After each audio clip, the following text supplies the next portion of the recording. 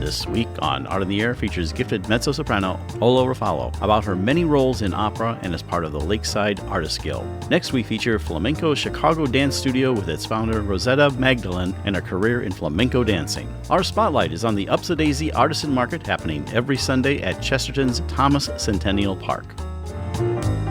Express yourself through art and show the world your heart. Express yourself through art and show the world your heart. You're in the know with Esther and Larry. Art on the air today. Stay in the know with Larry and Esther. Art on the air our way. Express yourself through art and show the world your heart. Express yourself through art and show the world your heart. Welcome. You're listening to Art on the Air on WVLP 103.1 FM and Lakeshore Public Radio 89.1 FM, our weekly program covering arts and arts events throughout Northwest Indiana and beyond. I'm Larry Breckner of New Perspectives Photography, right alongside here with Esther Golden of The Nest in Michigan City. Aloha, everyone. We're your hosts for Art on the Air. Art on the Air is supported by an Indiana Arts Commission Arts Project grant through South Shore Arts and the National Endowment for the Arts. Art on the Air streams live at WVLP.org and is rebroadcast on Monday at 5 p.m., plus is also heard on Lakeshore Public Radio, 89.1 FM every Sunday at 7 p.m., also streaming live at lakeshorepublicradio.org, and is available on Lakeshore Public Radio's website as a podcast. Our spotlight interviews are also heard Wednesdays on Lakeshore Public Radio. Information about Art on the Air is available at our website, breck.com/AOTA. That's Breck, BRECH.com/AOTA. That includes a complete show archive, spotlight interviews, plus our show is available on multiple podcast platforms, including NPR One. Please like us on Facebook, Art on the Air, WVLP, for information about upcoming shows and interviews.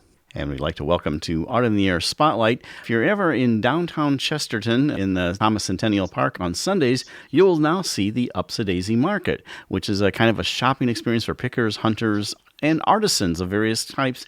We have the founder and curator there, Lisa Woodrich, and she's here. She's kind of the curator of the whole event, and she's brought along one of her, has a display there, Rita Thurman from Pixie Smash Forge. Thank you for coming on Art in the Air Spotlight. Aloha, welcome. Thank you. I would say make it a point to go there on Sundays. It's fabulous. Lisa, we want you to tell our audience a little bit about what the Upsy Daisy Market is, everything about it. Okay, great.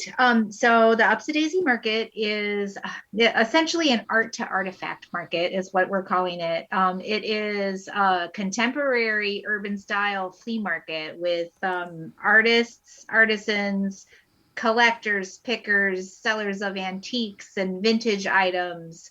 It's a really eclectic boho vibe with food and live music. It takes place every Sunday from 10 o'clock to 4 o'clock.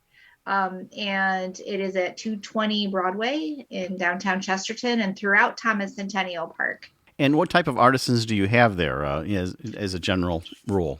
A little bit of everything, as long as it is made by that person. So we have sculptors like Rita, and she also handcrafts knives. She'll tell you a little bit about what she does, but she's extremely talented. We've got photographers and painters and Tie-dye artists, mixed media artists, potters, some very talented potters. We have a couple who come in from New Carlisle, Indiana, and they own they're studio potters, and they own Black Tree Studio, and they do beautiful work. We have a guy from Michigan who's coming a little bit more regularly. Also a studio potter throwing stuff. Modus is his name.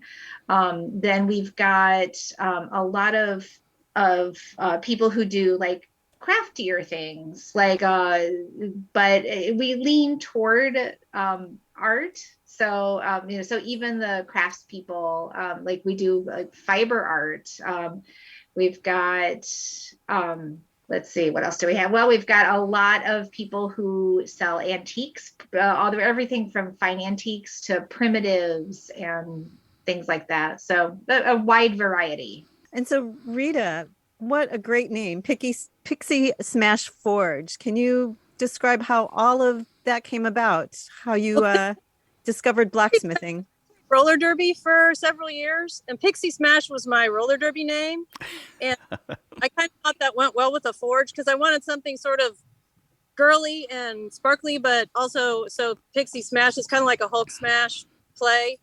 But I worked at Hallmark Cards for 25 years, and they gave us 5 days a week or 5 days a year to do something creative. And I blacksmith on one of those days, and it kind of stuck.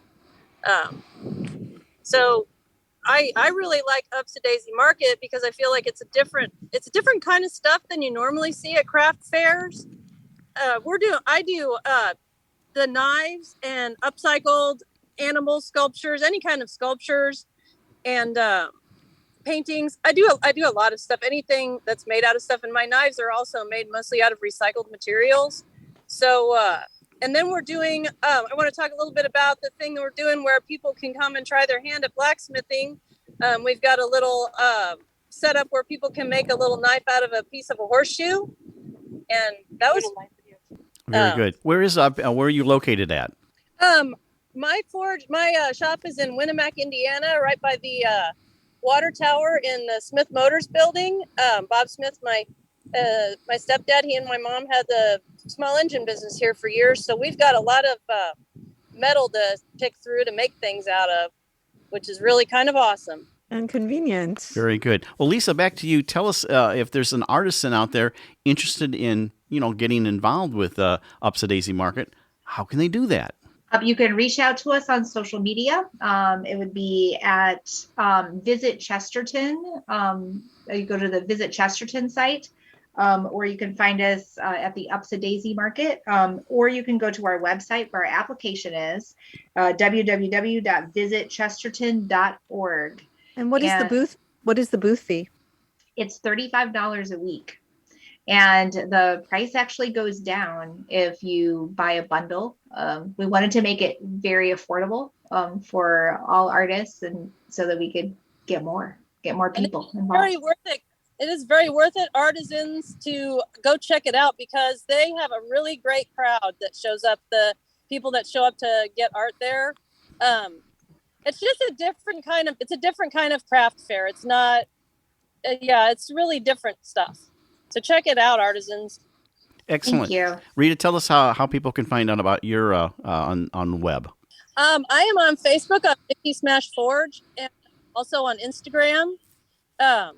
Check it out. It is my goal to do more social media from this week on. So I am going to really try and get on there and talk to people. That's a good way to, if you want to find me and message me. Well, we appreciate you guys both coming on Art in the Air Spotlight. That's the Upsy Daisy Market, and we also had Rita Thurman from the Pixie Smash Forge, who's one of the artisans there. They're on Sundays at the Centennial Park in Chesterton, 10 to 4 p.m. Thank you so much for coming on Art on the Air Spotlight. Very exciting. Thank you. Thank you both. Thanks. And a quick Spotlight Extra. The Valpo Creative Council and DIY Art Studio have partnered to give away 270 DIY summer kits to kids thanks to our gracious sponsors. You can visit their booth at Valpo Art Fest on Saturday, June 25th or Sunday, June 26th to get a chance to take one of these all-inclusive creative kits home. You're listening to Art on the Air, WVLP 103.1 FM and on Lakeshore Public Radio 89.1 FM.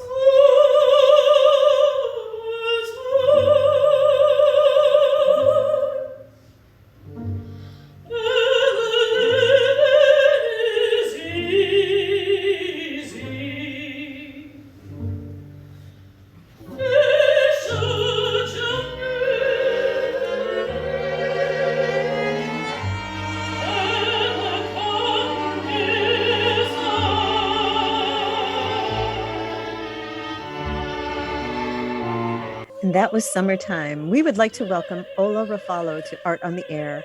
Ola has been called a vocal powerhouse. A dramatic mezzo-soprano, she has earned critical acclaim in a variety of roles and venues for not only her contralto-like sound, but also her mesmerizing acting. Her reviews are magnificent. Rafalo's voice has a richness all its own, with a tone that compels the listener to pay close attention to her. And that's what we're going to do for this segment. Larry and I would like to thank you, Ola, for joining us on Art on the Air. Aloha and welcome. Thank you. Thank you for having me. Well, Ola, how we like to start all of our interviews is kind of discover a little bit about our guests. So like we could say how you got from where you were to where you are now. So tell us about yourself. All right. I'm from the Chicagoland area. I'm from a Polish family. My parents are from Poland. I grew up here. I was born here. I grew up in Lamont, which is a southwest suburb of Chicago, and went to Roosevelt University, the performing arts school there, and I actually eventually started doing young artist programs at quite a young age, about 22, 23, and the rest is history. Kind of those young artist training programs are what really got me started professionally. So what about elementary school? Did you sing in choir? Did you play a musical instrument? What was your young years like? I sang in choir in high school, and I played instruments throughout grade school. I loved band. It was probably one of my favorite subjects. And, but I really fell in love with classical music. No one in my family was into it, but it really drew me in a way. I felt like at a time when I was growing into an adult and had all these emotions and experienced life on this deep level, that classical music was mirroring that experience for me. And the popular music at the time seemed shallow in comparison, and it just didn't speak to me the same way. So I really fell in love with the instrumental side of that realm. And then it wasn't until it was time to choose a college that I decided, well, I think I want to be singing and not playing. And that's when I started taking voice lessons to prepare for college auditions. You know, your instrument wasn't that flute, if I think I saw. Yeah. That's right. Yeah, mine too. And I think cool. I think you still play that occasionally. I saw a YouTube thing where you did play it, like an improv. I do. Yeah, I do. I picked it back up again. Unfortunately, my flute was stolen many years ago, so I didn't play for many years. And then during the pandemic, it was what I bought with my stimulus check. I got myself a new flute and thought, well, at least I'll entertain myself. Perhaps I won't be able to get back, up to par with actually playing this ever. But I did, and I had some gigs that have already paid for it a few times over. So I'm really glad that I took that leap and said, why don't I try this again? It brought me a lot of joy. That's good. Yeah, what I was going to ask about, since you brought up COVID, and we usually ask this later in the interview, but we'll talk about it now.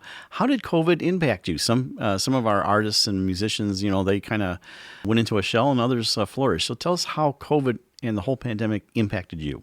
Well, I had moved to Italy right before it happened. So I was out in Italy doing auditions, networking, meeting great people in the industry, and I had some really big auditions planned. And I had just won a bunch of prizes at this competition there, and all of a sudden it started happening where I was, and I had to flee and come back home. So kind of all of my plans and designs that were going on there were pretty shattered pretty quickly, and I came back here to my parents' place, in Northwest Indiana, and I think of course, that was a big impact. I was supposed to make some really important debuts that got canceled, and that was hard because they would have maybe been something, Propelling. Propelling, exactly. Thank you. Trying to find the word for it. And then, the psychological impact of such a situation, very intense situation, and all of its ramifications, of course, affects a person, everybody. And then as an artist, you try to make sense of it. And for me, after like so much isolation and feeling like nothing mattered and everything I was like striving for in my career life was useless, there was only two composers that I was really interested in singing anymore or studying or listening to. and they were Mahler and Rachmaninoff. I felt like those were the only two at that time that could be sympathetic vibration to what I was going through and what I felt like was happening in the world. And so then I actually did find solace and artistic connection and the deep soul connection to my work through those composers at that time. So that also was like very pivotal, I think. And so how did you delve into them? Did you study them personally? Was it just through the music, or was it through the composer himself? A little bit of both. I started delving into the music and playing it and singing it more, and really, listening to it a lot, playing it in my head, and trying to understand deeply more, what those feelings were, and then a little bit more about the composers' lives themselves. But I try to come first from the musical perspective and then fill in the blanks with whatever biographical or historical information I can find later. And so this maybe leads to I was kind of wondering, when you have a character, do you do that same kind of research? And when you're delving into the character that either you've gotten the role of or that you want the role of, are you listening to multiple artists, or how do you develop what you're going to present? Sure. So what I do is a lot different than what most singers do. My approach is always music first. Maybe it's because I started as an instrumentalist, but I feel like a lot of singers get caught up on the text too much. And if it was all about the text, then we'd be doing a play. To me, the text serves the music. So the music, without any words, should tell you the entire emotional story, the entire emotional experience and all of its layers and ramifications. And if you can really take in the music with your whole being while you're learning it, then you will deeply understand the character and the situation and what the composer's trying to portray. And then anything can be further clarified through the poetry or the text. I feel like for me, that's a further along layer. A lot of singers do the opposite, but that's not my approach. Do you have any theater background at all? Or I know theater and opera are kind of totally, especially musical theater, are two different approaches, but you have anything like in that acting? Because opera on stage is acting. Yeah, I do act. I do straight acting and try to, I'm always doing auditions for that, for film and TV, because my agency also does film and TV. So, a little bit of that for sure. Yeah. Yeah. Can you compare and contrast the approach to, let's say, now, did you do any musicals at all? Well, I did musicals in high school. Right. I think, the only I'm very method in my way of expressing a character, and I really go deeply into whatever the experience is that I'm trying to have and portray. So the only difference for me is when you have, if it's opera, the music is either a character that you're interacting with, or it is your baseline prompt for your emotion. So you don't have to create the emotion within you. You just have to listen, and you're there. And when you're not acting within the musical context, if it's just straight acting, then you don't have that as another thing to play off of. You have to create all of the emotion and the reactions internally. So for me, that it becomes simpler, but more reliant upon your own, what you can withdraw from your own self. Well, now we listened to Summertime, which is, of course, from Porgy and Bess as our opening, but we'd like to hear something else that you've done. I think you have something you've done with the Lakeside Artist Guild, so go ahead and tell us what we're going to listen to here. Yeah, so this is a recording of us doing an aria from Un ballo in maschera, which means the masked ball, and it's one of Verdi's iconic operas. Verdi is the composer I've sung the most of, other than the role of Carmen. Which is not Verdi, but so there's a special place in my heart for his work and his sort of imprint on the operatic world. so this piece is, it's called Re dell'Abisso affrettati. It's like King of the Abyss, come, like hurry and come through, basically. My character Ulrika is like a conjurer witch woman who is invoking the devil essentially to like tell the fortunes of people. And so that's the moment that we're hearing. Okay, let's take a listen to that.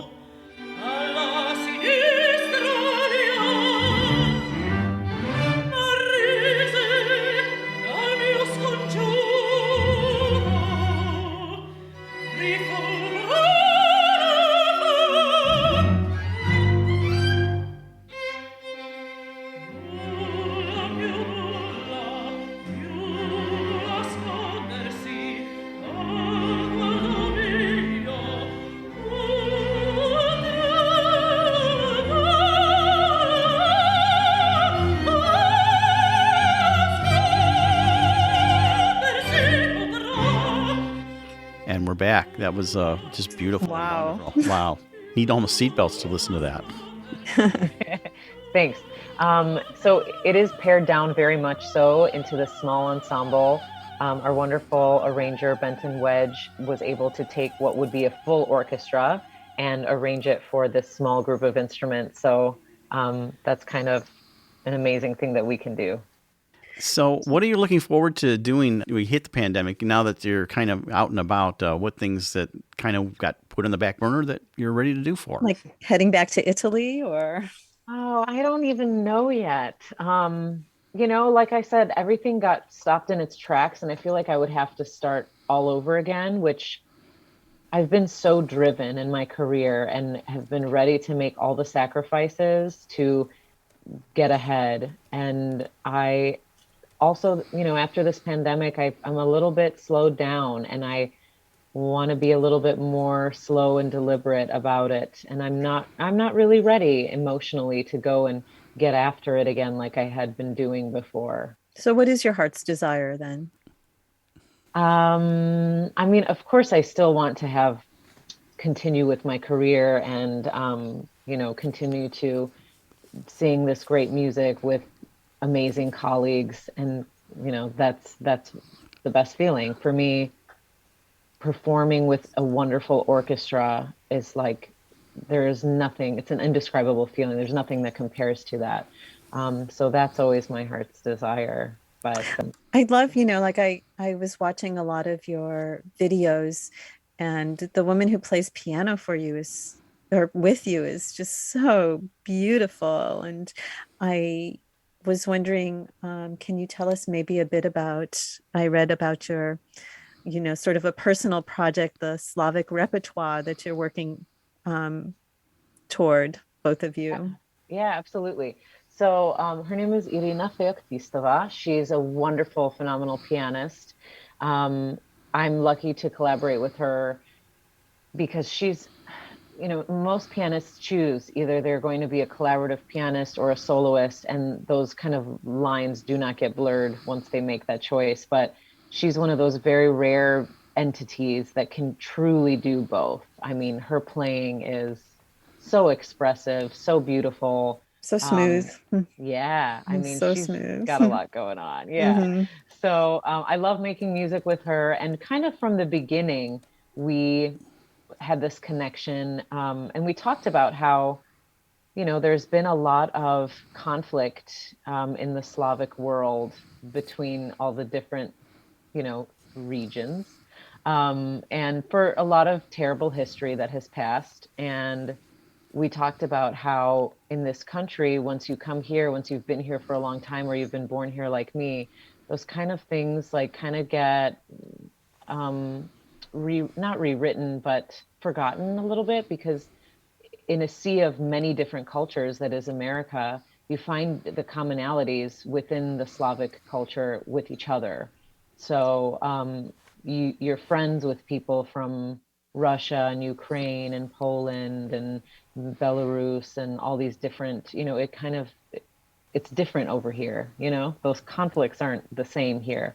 And so we have this project of doing Slavic music that kind of came from my my sentiments and feelings. I feel like Russian composers wrote really beautifully for my specific voice type. And I also, I mean, this may be some controversial ideas here, but I feel like throughout the history, you know, we were tribal cultures before all of the politics and everything, and the bloodlines are all crossed, you know. So who are really my ancestors? Like, obviously I'm full Polish, but what does that really mean when the borders were changing so many times in the course of history, you know? So I consider when I sing Russian music, that is also part of my ancestry, you know?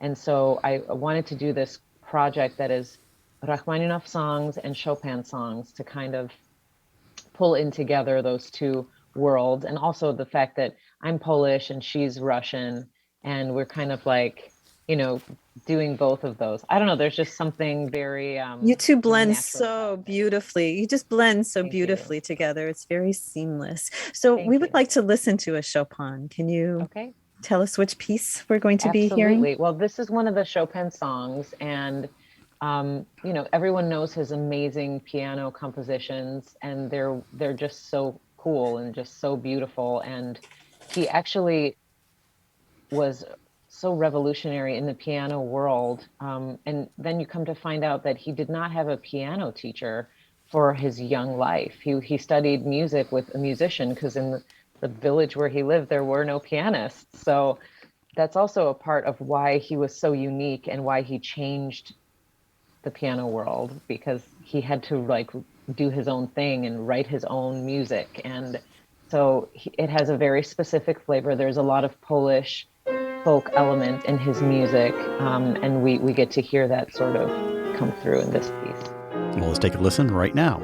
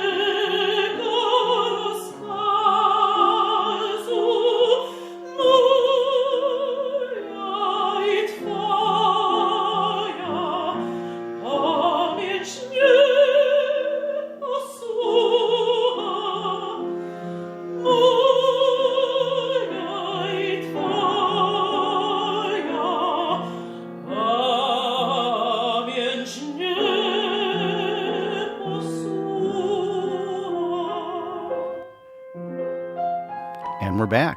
Beautiful piece. Oh, wonderful. It's gorgeous. Thank you. We only have a few minutes left here, we're going to finish out with another piece for you. But we want to know a little bit about how people, where they can anticipate seeing you. Tell us a little bit about your involvement with Lakeside Artist Guild first, and then like websites and different things about you. Absolutely. So the Lakeside Artist Guild, as you know about them already, that they've done an interview here. So we're a group of people that perform here in Northwest Indiana, a bunch of string players. And I'm doing a few concerts with them over the summer at the Cedar Lake Summerfest. So check out their website for those. I'm singing on some of those concerts, not all of them. And that will be Lakeside Artists Guild. You could just Google it. I think it's .org or .com, not sure. Right. And then and just doing some local concerts in the Chicagoland area for the summer and focusing on teaching. I love teaching, and kind of preparing for my next thing, which will be to continue a series of Tristan and Isolde that I'm doing in Oregon with the Eugene Symphony. So that's going to be in the fall. Gosh, lovely. And how can people find you online? So my website is just my name, Ola Rafalo, olarafalo.com. And they can find me there, and probably on Instagram as well. And they can see some of your YouTube things. You also have a YouTube channel. That's right. Thank you. Yeah, That's we don't want to miss that, because then you can actually see you in performance there and everything. Well, we appreciate you coming on the air. Before we let you go, we want to hear something from Carmen. So set that up for us real quickly here. All right. Well, this is the famous habanera from Carmen. It talks about how love is a rebellious bird, and anytime you try to catch it, it flies away. But when you don't expect it, it comes and lands right in your hand. So that's the aria. Well, we're going to listen to that as we play out. Thank you, Ola Rafalo, for being on Art in the Air. We really appreciate it. Mezzo soprano, also associated with the Lakeside Artist Guild. Thank you so much for coming on the show. Yeah, just a pleasure. Thank you so much. Thank you. My pleasure. Thanks for having me.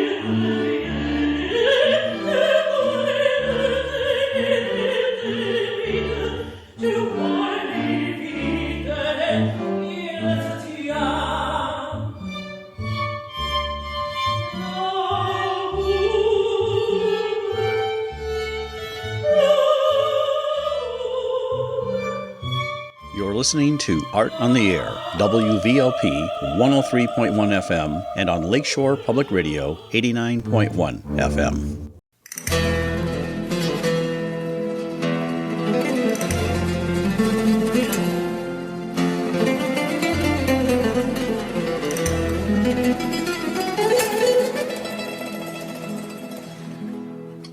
We would like to welcome Rosetta Magdalen to Art on the Air. Rosetta is the inspiration, founder, and director of Flamenco Chicago Dance Studio. She began her intensive study of flamenco in 1992, honing her skills in many ways, studying with flamenco greats and dancing in a variety of settings. Rosetta is also the founder of The Dynamic Divorcee, coaching women to feel powerful and find fulfillment, resilience, and happiness with this life change. Rosetta, Larry, and I thank you for joining us on Art on the Air. Aloha, welcome. Thank you for having me. We're so glad to have you. Well, Rosetta, we'd like you to hear your personal journey and story before we get into your current activities. I always like to say how you got from where you were to where you are now. So tell us about yourself. Okay, well, I'm going to put it in the context a little bit of how I ended up spending 30 years in flamenco, which I never expected to do.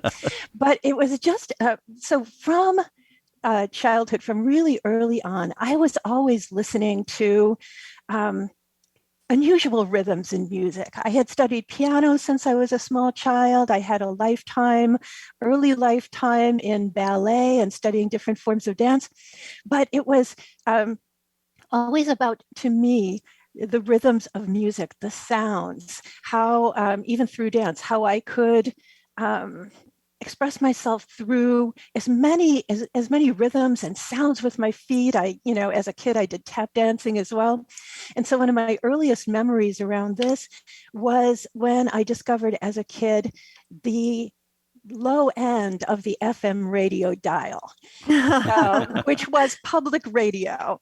And I would listen to the jazz programming as I did my chores on the weekend. And that was how I discovered Dave Brubeck and an album called Time Out and Time Farther Out, which was all through, the liner notes were all about these weird rhythms that he had discovered and put into his music. And a little bit later on as a teen, back in the olden days, there was something called International Folk Dance. And I would go down to the University of Chicago once a week, and I would walk into the door of the room that the folk dancing was held, and I'd hear these Balkan rhythms and different rhythms from dance around the world, and we would participate in learning the traditional dances of these people. And I don't think that has aged out. I think the people who are still doing that are probably in their 70s and 80s today, but it was such a formative influence of being able to learn about culture through the music and dance. And then later on, I got to travel to these countries much later on, and then see the origins of these different cultures that I had performed as a dancer in. So I even toured later on with a Polish folkloric dance troupe. Mm-hmm. So all of that kind of informed when I first encountered flamenco, why I thought that somebody who did not come from a Spanish background like me could participate in that. And I think I saw it differently from a lot of people who were raised in the culture. So tell us more about that. Because all the way along, it was not my culture. So I was not attracted to it because it was a way of expressing my culture. Or when you look at the Hispanic diaspora. So a lot of my students along the way had been from South America, or who had been from the Philippines or Puerto Rico, or different points of colonization by Spain, and they felt it was part of their culture. And to me, it was first, like I said, about the music and the rhythms to me. And wow, how complex this is. This is just so fascinating. It would make me feel like my head was about to explode. And a lot of my students are like that too. It's like, but maybe they're not loving the rhythms quite as much as I did. They're finding them challenging, and they're feeling like, oh, my brain is scrambled now. But that was something I really loved about it. And the fact that when I saw my first flamenco show back in, so you know more than I do. I guess it was 92. If that's on my bio, that was the year it was. Yes. And I noticed a few things. I had never considered dance as a profession for myself, because in my world it was ballet, and I wasn't going to do that. I didn't have the body type. I didn't have the talent to do that. But I saw this show and I thought, these dancers are not particularly young. These dancers are all shapes and sizes. These women are kicking butt. These women are, they're not fairy princesses. They're not flitting about in space. This is heavy stuff.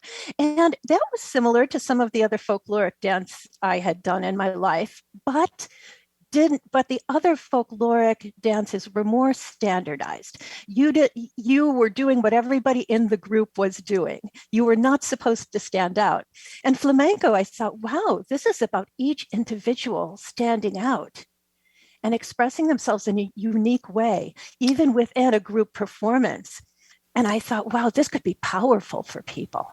So true. It's so grounding, like where ballet's up in the air, flamenco is like firmly rooted to the ground and the sound. It's like so interesting.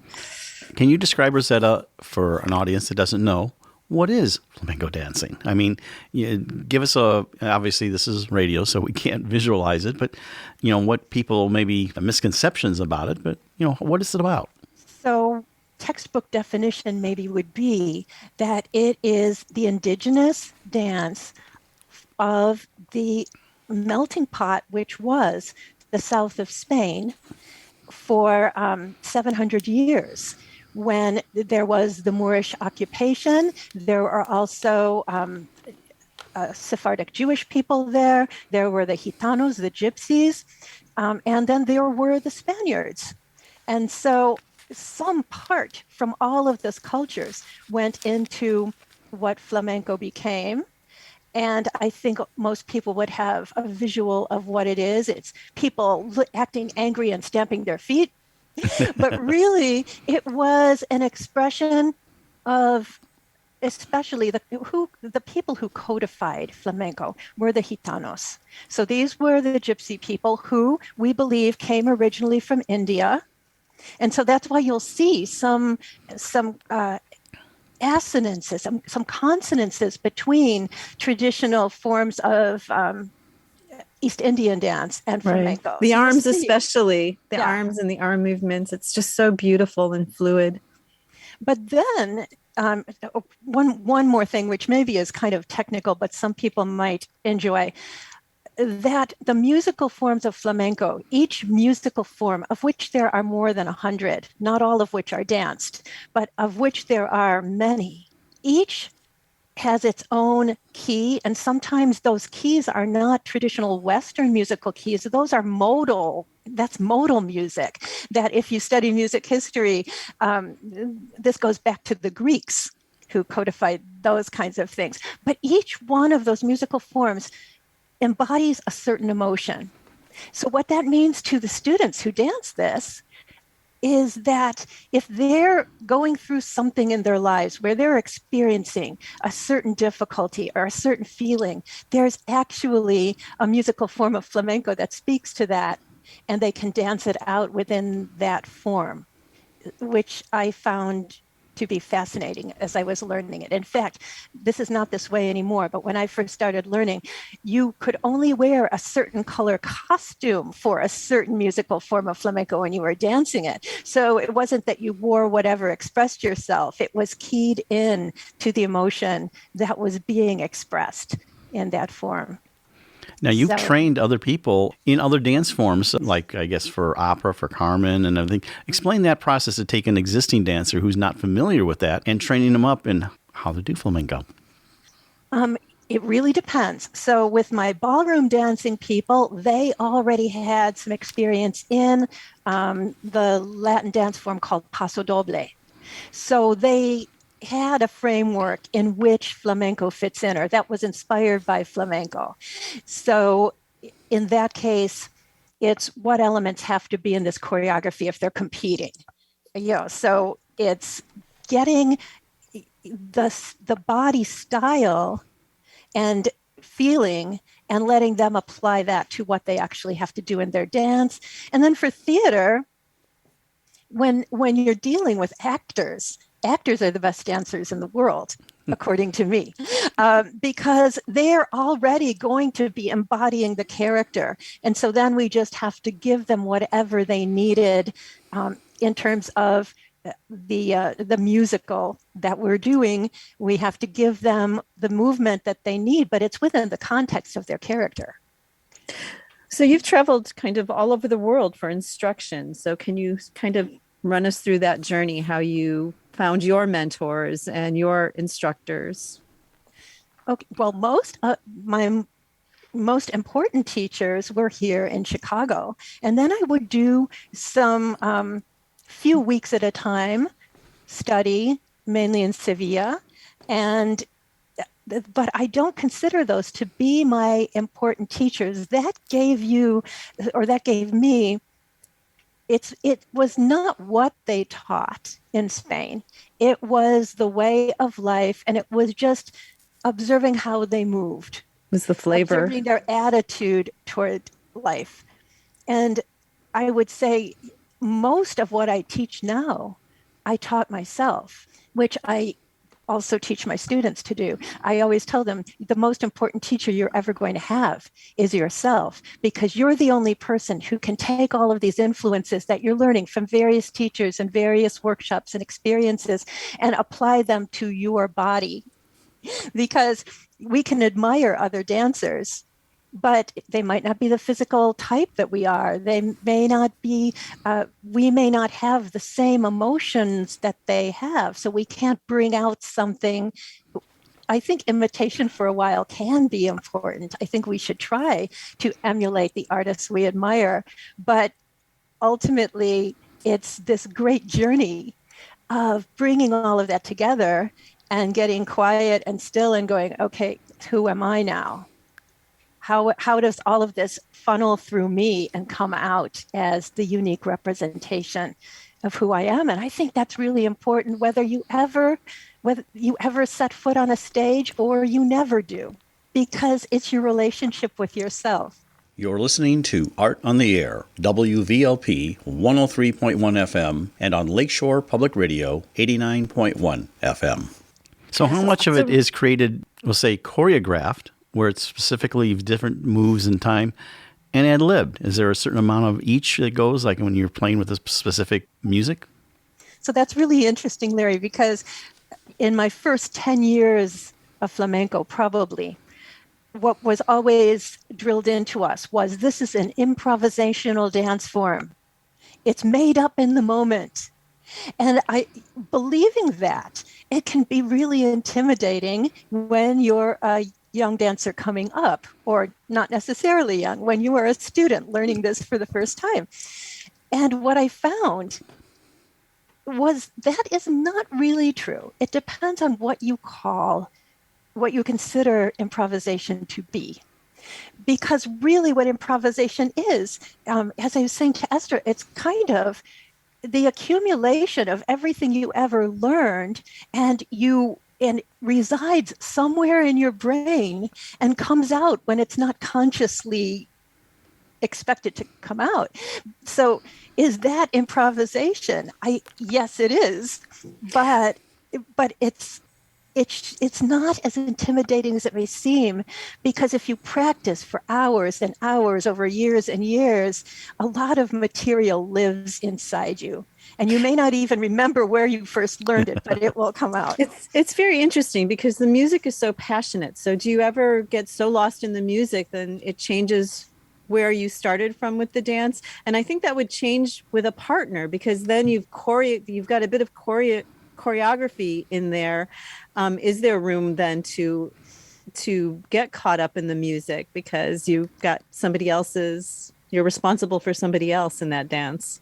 Well, I think a lot of people think that flamenco is more of a partner dance form than it really is. Certainly you can dance with a partner. Normally that would be done on stage, or it would be done with something simple. So there are a few forms of flamenco that are codified more, that have some set steps you can rely on if you need to dance with a partner, that you won't get lost. And in those, so for example, the folkloric dance Sevillanas, it's codified into 4 little dances that make up the Sevillanas.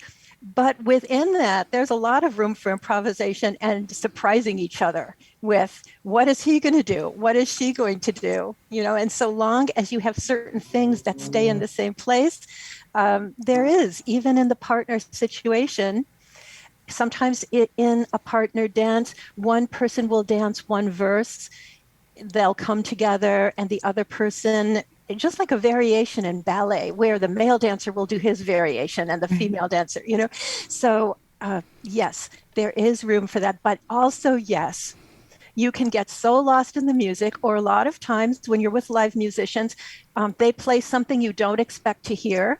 And then you kind of have to go, okay, where am I within this now? But those are where interesting things happen. Yeah. I think it's not interesting when that happens to you for the first few times, because most dancers start out with set choreographies, which they are expecting to do pretty much the same way. So Rosetta, do you still have time to dance, like with the school and the teaching? Are you still an active dancer? No, I am not. And I am not sad about that, because it's also, it's exhausting. When you are the person who is producing the show, plus you have to perform in it, you don't really have time to center yourself and go out. So I feel like I did that for 25, I think up until right before the pandemic. And there are many other things that also I'm excited about doing in life. So while I still have the school and I'm still teaching, I want all the rest of my time to be able to be doing other things. It's like the older we get, I don't know if you feel this way, but I feel like the older I get, I feel the pressure of time. And I think, wow, there's so many other things I want to do.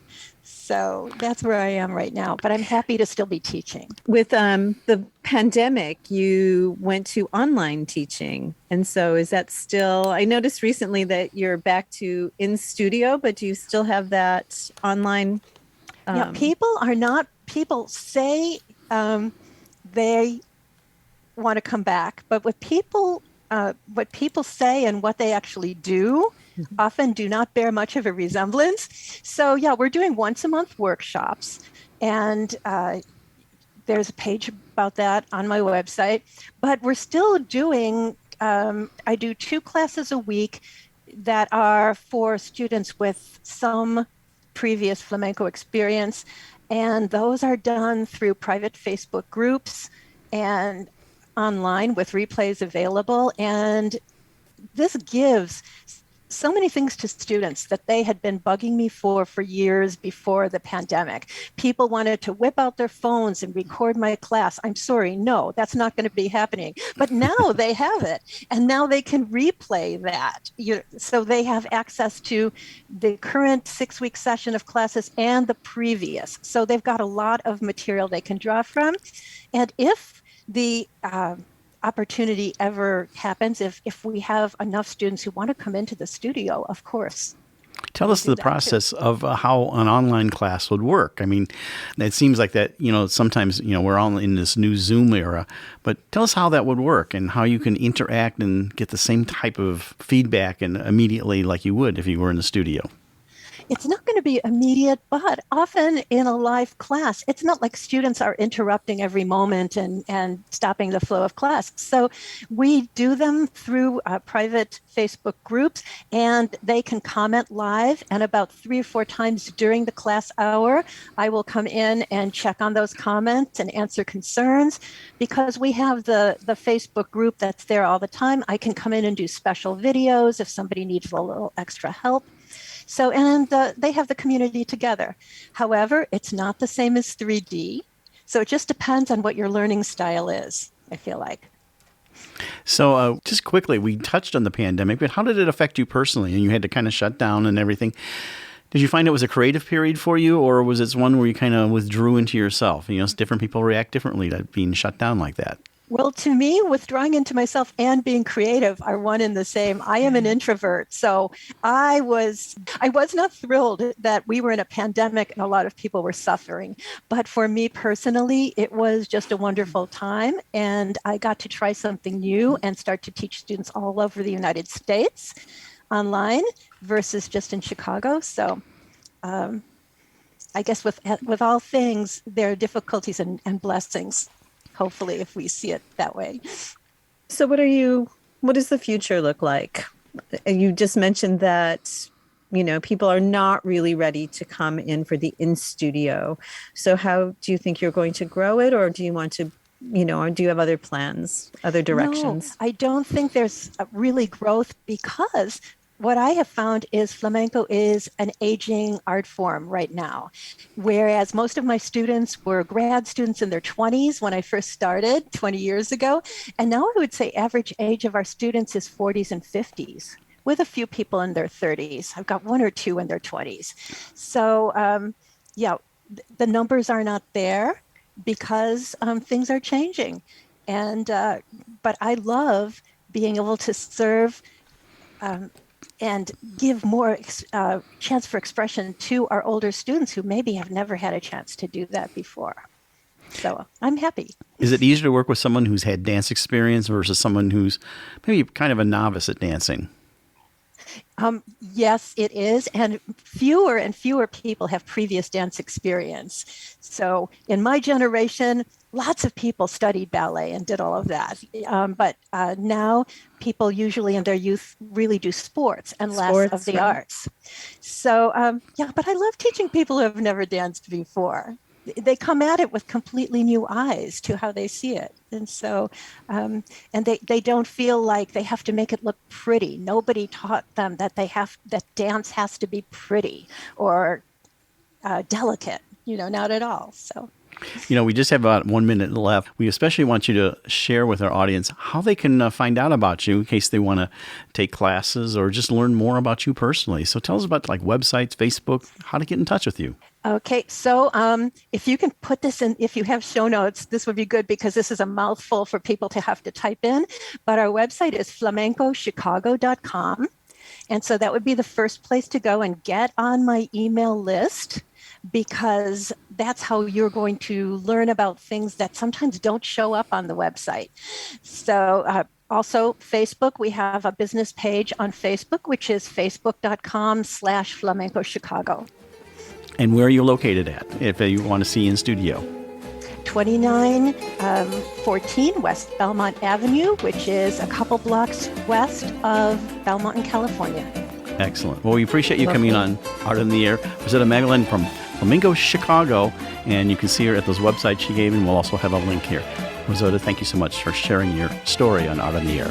Yes, much appreciated. Thank you. I enjoyed it.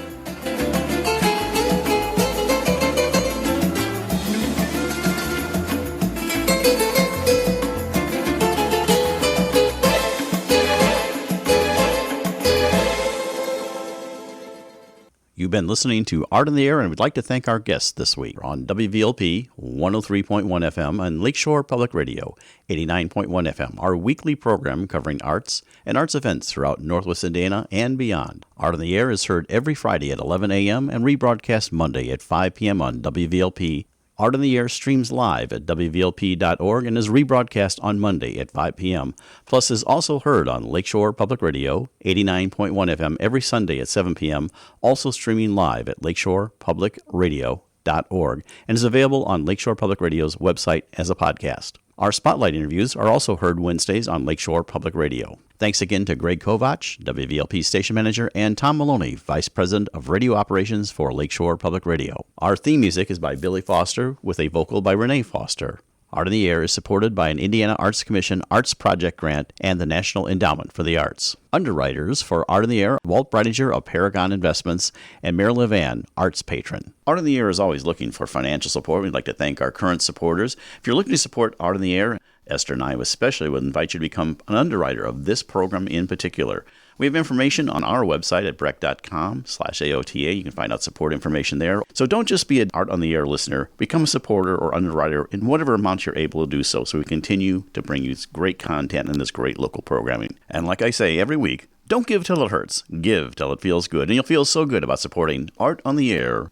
Information about Art in the Air is available at our website, breck.com/AOTA. That's Breck, BRECH.com/AOTA. That includes a complete show archive, spotlight interviews, plus our show is available on multiple podcast platforms, including NPR One. Please like us on Facebook, Art on the Air, WVLP, for information about upcoming shows and interviews. If you're interested in being a guest or sending us information about your arts-related event or exhibit, please email us at aota@breck.com. That's aota@breck, BRECH.com, or contact us through our Facebook page. Your hosts were Larry Breckner and Esther Golden, and we invite you back next week for another episode of Art on the Air. Aloha, everyone. Have a splendid week. Express yourself through art and show the world your heart. Express yourself through art and show the world your heart. You're in the know with Esther and Larry. Art on the Air today. Stay in the know with Larry and Esther. Art on the Air our way. Express yourself through art and show the world your heart. Express yourself through art and show the world your